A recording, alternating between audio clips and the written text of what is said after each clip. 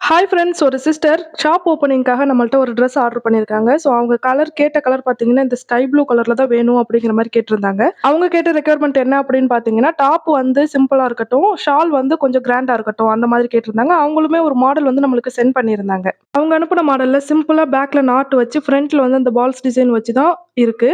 அதே மாதிரி நம்மளும் ரெடி பண்ணிட்டோம். எக்ஸ்ட்ராவா இதுல என்ன ஒர்க் பண்ணியிருக்கேன் அப்படின்னு பார்த்தீங்கன்னா, கீழ வந்து ஸ்ட்ரிப் வச்சிருக்கேன். ஒரு 1/2 இன்ச் ஸ்ட்ரிப் வச்சிருக்கேன். ஸோ அது வந்து பார்க்கறதுக்கு ரொம்பவே அழகா இருந்துச்சு இந்த ட்ரெஸ் முடிச்ச பிறகு.